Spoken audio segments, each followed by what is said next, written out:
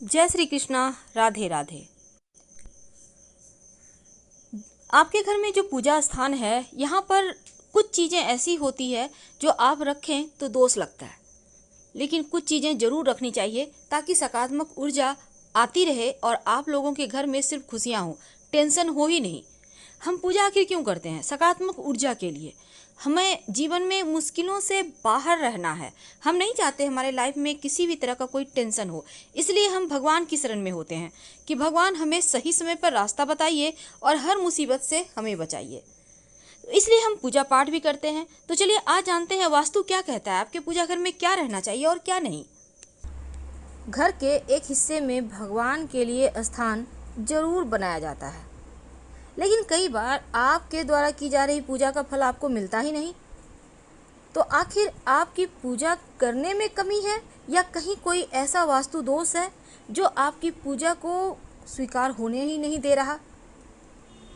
तो घर में बने जो मंदिर है, चाहे वो आप कहीं भी पूजा करें, मंदिर यानी जहाँ भगवान का स्थान है, जहाँ पर आप दिया जलाते हैं, तो वो स्थान कैसा है और कौन सी वस्तु ऐसी है जो मंदिर में भूल कर भी नहीं रखनी चाहिए, वरना आपकी पूजा स्वीकार ही नहीं होगी।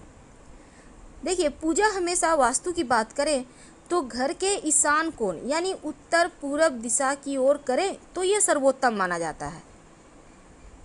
अगर घर में बना जो आपका मंदिर है वास्तु के विपरीत हो, मंदिर नहीं भी है, आप कहीं भी पूजा करते हैं, तो अगर आप वो सही जगह नहीं है तो मन भी आपका पूजा में नहीं लगेगा और इसका लाभ भी नहीं मिलेगा। अब ऐसे में कुछ वास्तु टिप्स जो आपके पूजा को के जो आप पूजा करते हैं जब भगवान को, तो आपकी पूजा जल्दी स्वीकार होगी। इसके लिए सबसे पहली बात तो एक भगवान की मूर्ति एक ही रखें, दो ना रखें। दूसरी, भगवान गणेश की 3 प्रतिमा, 3 मूर्ति पूरे घर में नहीं होना चाहिए, सिर्फ पूजा स्थान में नहीं बल्कि घर में होना ही नहीं चाहिए। 2 बस बहुत है। एक आप अपने घर में मूर्ति रख सकते हैं जहाँ पूजा करते हैं और कहीं पर तस्वीर भी लगा सकते हैं। नहीं तो शुभ कार्यों में अड़चने आएंगी, बनते बनते कार्य आपके बिगड़ने लगेंगे। वास्तुशास्त्र के अनुसार घर के मंदिर में कभी भी टूटी फूटी हुई मूर्ति या तस्वीर है, बहुत पुरानी हो गई है, ऐसे तस्वीर की मूर्ति की पूजा ना करें, वरना नकारात्मकता बढ़ेगी और देवता भी नाराज होंगे। घर के जो मंदिर है, जो पूजा स्थान है, हमेशा उत्तर पूर्व दिशा में ही बनाएं। दक्षिण या दक्षिण पश्चिम दिशा अशुभ दिशा होता है, इस दिशा में पूजा पाठ आप नहीं कर सकते, नहीं तो आपको उतने फल नहीं मिलेंगे। और घर के मंदिर में 2 शंख मत रखिए आप। अब जैसे बहुत सारे घरों में होता है कि आप एक शंख स्थापित कर देते हैं, एक बजाते हैं। देखिए, जो स्थापित कर दिए वो तो ठीक है, पर बजाने वाला एक साथ ना रखें, उसे हटाकर कहीं अलग से रखें। तो घर के मंदिर में 2 शंख एक साथ नहीं रखना है। वास्तु के अनुसार मंदिर जहाँ पर आप भगवान की पूजा करते हैं आसपास शौचालय मत बनवाइए।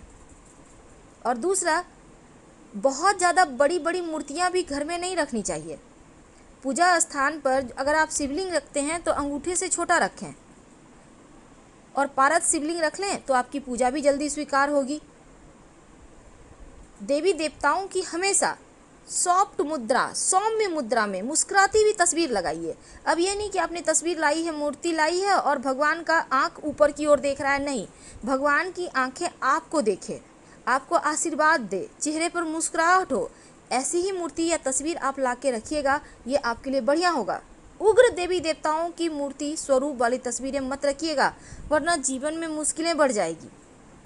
और हनुमान जी की भी ज़रूरत से ज़्यादा बड़ा मूर्ति नहीं रखें। और जब हनुमान जी की आप मूर्ति घर में रखते हैं तो प्रयास ये करें कि हनुमान जी बैठे हुए हों, खड़े हनुमान जी की तस्वीर की पूजा मत कीजिएगा। तो पूजा करने में मन अगर एकाग्र ना हो रहा हो तो धन संपत्ति का नुकसान होने लगता है। भूल कर भी आप अपने स्टोर रूम में पूजा का स्थान मत बनाएं और ना ही बेडरूम में आप पूजा करें। तो आप भूल कर भी पूजा की अलमारी ऐसे स्थान पर भी ना रखें जहाँ पर कबाड़ है। इन चीज़ों से आपको बचना चाहिए। अब जैसे कि आप घर में रोज़ मंदिरों में फूल चढ़ाते होंगे, तो भगवान की पूजा के फूल आप ये नहीं कि बासी पड़े हुए हैं घर के कोने में रखे हुए, ये सही नहीं है, आप उनको हटाइए। कोशिश करें कि शाम के समय ही हटा दें। क्योंकि जो सूखा हुआ पुष्प है वो परेशानी को, दरिद्रता को, गरीबी को, अकाल मृत्यु, मंगल दोष जैसी समस्याएं पैदा करता है, इसलिए उनको तुरंत हटाइए। पूजा घर में मूर्तियों को लेकर ये भी नियम है कि गृहस्थ लोगों को बड़ी मूर्तियां मंदिर में अपने घर में नहीं रखना चाहिए। और पूजा घर में भूल कर भी अपने पितृ देवों की तस्वीर मत लगाइएगा।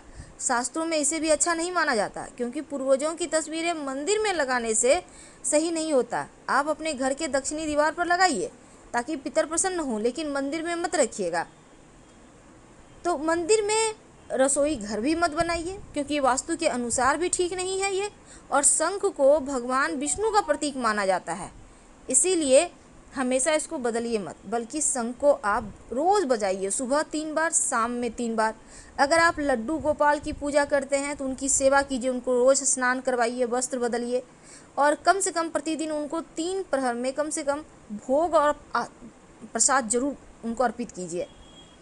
अगर लड्डू को गोपाल को लेकर आप कहीं जा रहे हैं तो आप लेकर जाइए, उन्हें घर में बंद करके मत जाइएगा, क्योंकि उन्हें बिना भोजन कराए आप खा भी नहीं सकते। इसलिए जो व्यक्ति नियम करते हैं उनके घर में देके जाइए उन्हें। अब जैसे शिवलिंग रखिएगा तो शिवलिंग आप हमेशा ही अंगूठे से छोटा ही रखें। घर में नुकीली चीज़ें मत रखिए, धारदार चीज़ें भी मत रखिए, नहीं तो आपकी पूजा का पूरा फल भी आपको नहीं मिलेगा, मन भी एकाग्र आपका नहीं रहेगा। और अंत में, जब आप पूजा करते हैं तो एक निश्चित समय पर रोज किया करें, तब आपकी प्रार्थना जल्दी स्वीकार होती है। मोर पंख अपने पूजा स्थान पर जरूर रखिए।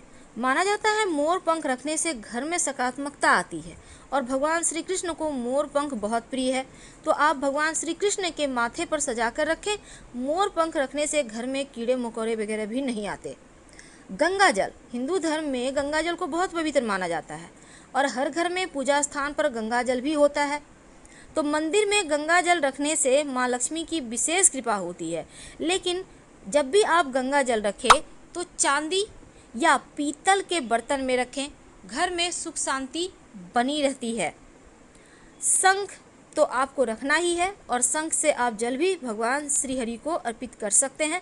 शालिग्राम भगवान को अपने पूजा स्थान पर मत रखें, बल्कि शालिग्राम भगवान को आप अपने तुलसी जी के स्थान पर रखें, क्योंकि शालिग्राम भगवान हमेशा घर से बाहर रहते हैं तुलसी जी के पास। जीवन में आर्थिक समस्या नहीं आती जिस घर में शालिग्राम भगवान होते हैं। तो गंगा जल के साथ गौमूत्र भी है जो बहुत पवित्र होता है, और जिस घर में गौमूत्र रखा होता है देवी देवताओं का आशीर्वाद भी बरसता है। घर के मंदिर में आप दिया भी जलाते होंगे और धूप भी दिखाते होंगे, और इन सभी चीज़ों को जलाने के लिए आप माचिस का व्यवहार करते हैं। लेकिन क्या आपको पता है, घर के मंदिर में रखा माचिस कहीं ना कहीं आपके जीवन में नकारात्मक चीज़ों को घोल देता है।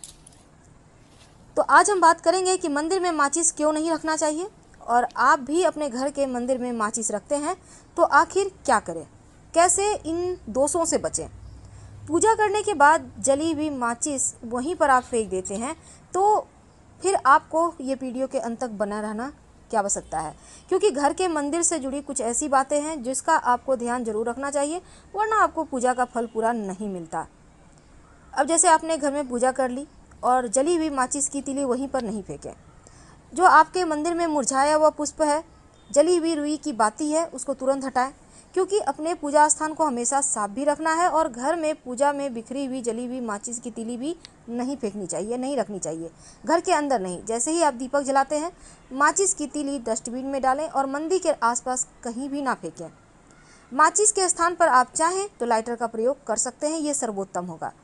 लेकिन एक बात का ध्यान रखिएगा, घर में माचिस रखनी तो चाहिए, क्योंकि माचिस नहीं रहेगा तो कैसे आप जलाएंगे। पर माचिस रखने के कुछ नियम होते हैं। अगर आप पूजा स्थान पर माचिस रखते हैं तो किसी कागज़ या कपड़े में लपेट के या किसी डब्बे में डाल कर रखें, डायरेक्ट मत रखिए, नहीं तो नकारात्मक ऊर्जाएं फैलेगी। और घर के मंदिर को जितना साफ रखेंगे उतना ही अच्छा है।